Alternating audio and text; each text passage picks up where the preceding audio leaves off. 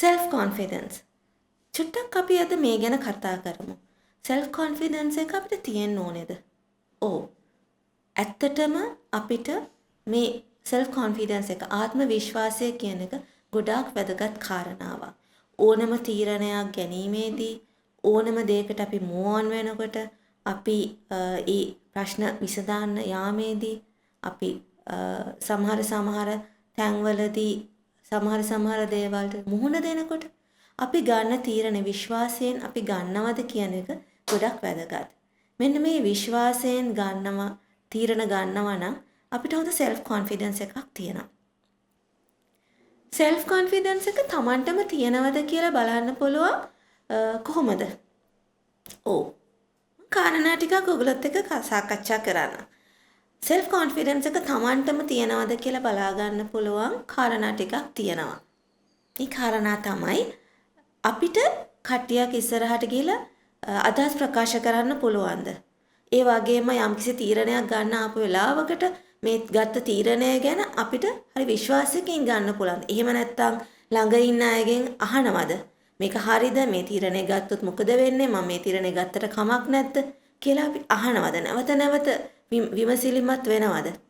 ඒ වගේම තීරණයක් ගත්තට පස්සේ අපි ඒක ගැන පසුතැවිලි වෙනවද? හරියට මඩේ හිටවපු ඉන්න වගේ. එහෙට වැනෙනවා මෙහෙට වැනෙනවා මේ තීරණේ ගන්නද?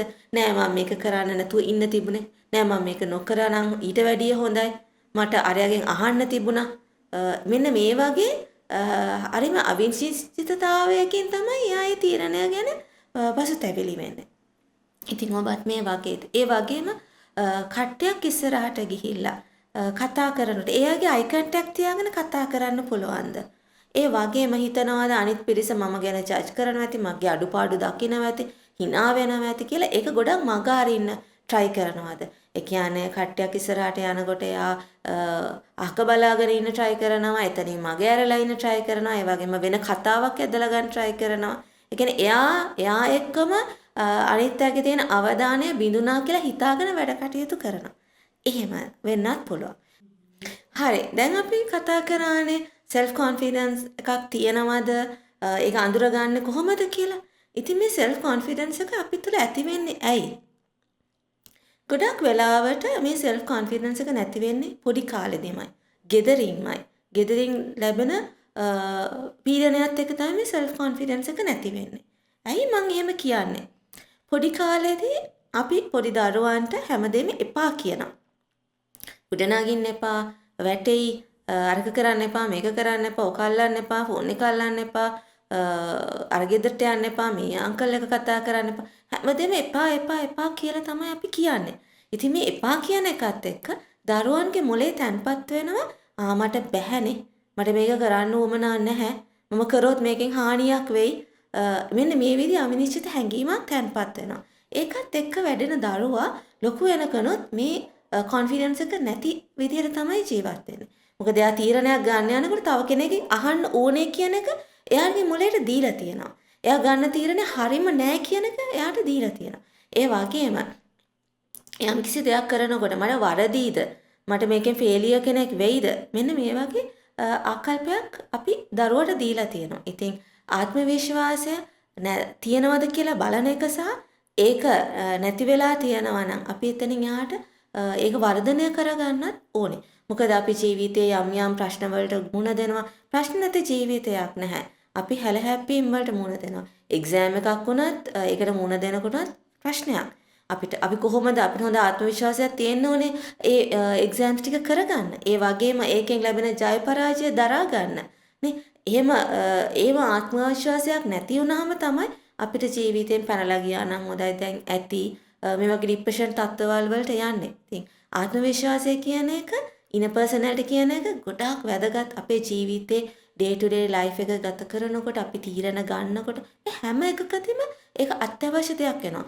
සමාජ සම්බන්ධතා පවත්වාගෙන යන්න අපේ රැකියාව පැත්තෙන් දේවල් කරගෙන යන්න අපි උසස් වීම කරගෙන යන්න අපේ ගෝල්ස් වලට ළඟා වෙනකොට මේ ආත්ම විශ්වාසය ගොඩක් වැදගත්.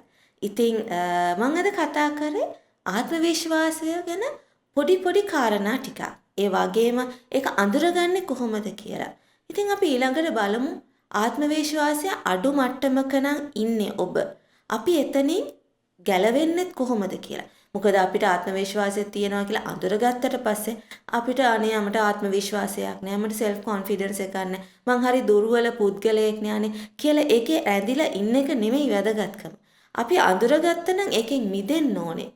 ඒක තමයි වැදගත්ම දේ. ඉතින් අපි බලමු කොහොමද මේ ආත්ම විශ්වාසය හදාගන්නේ කියලා. අපිට අපි ඉස්සෙල්ලා ලිස්ට් එකක් අපි හදා ගන්න ඕනේ අපේ self confidence එක අපේ කොයි මට්ටමකද තියෙන්නේ කියලා. සෙනගක් ඉස්සරහට ගිහලා කතා කරන්න බැරිද අපිට? eye contact තියාගෙන කතා කරන්න බැරිද? තීරණ ගන්නකොට අපිට තව කෙනෙක්ගේ උදව් ඉල්ලනවද? ඊට පස්සේ අනිත් කෙනා ඒ තීරණයක් ගැන ඔයා මෙන්න මෙහෙම කරා නම් හරි කිව්වට පස්සේ අපි ගත්ත තීරණේ ටක් ගාලා වෙනස් කරනවද? ඒ කියන්නේ අපේ විශ්වාසයක් නැහැ අපි ගත්ත තීරණය ගැන.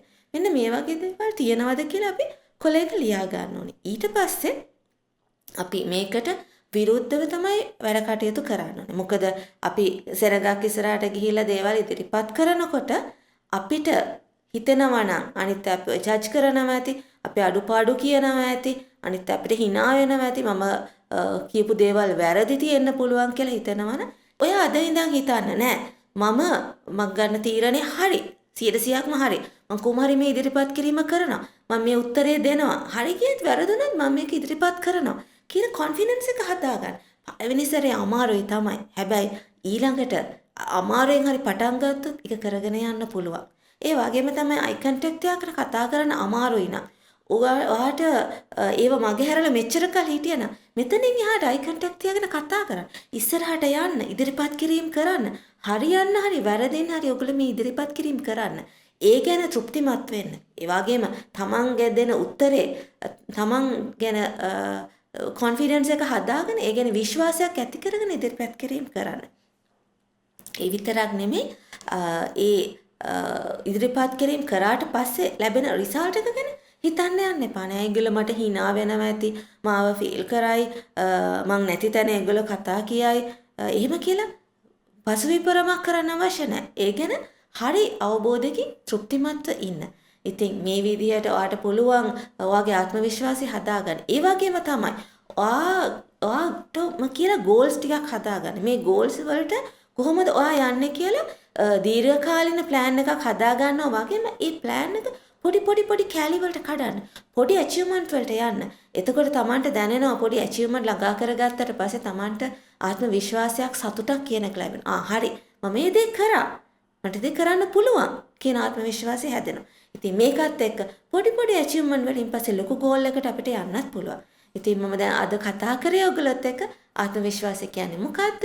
ඒක බිඳ වැටලා තියෙනවා නම් කොහොමද අපේ ටාගට් වලට යන්නේ? අපේ ගෝල් එකට යන්නේ. මේ ගෝල් එකට යන ගමනේදී අපි ආත්ම විශ්වාසය කොහොමද සපෝටිව් කරගන්නේ කියන එක. ඉතින් ඔයගලගේ ජීවිතේ හදාගන්න තවත් කරුණු කාරණා එකතු කරගෙන අපි ඉස්සරහටත් මේ වීඩියෝස් වලින් අපි එකතු වෙමු.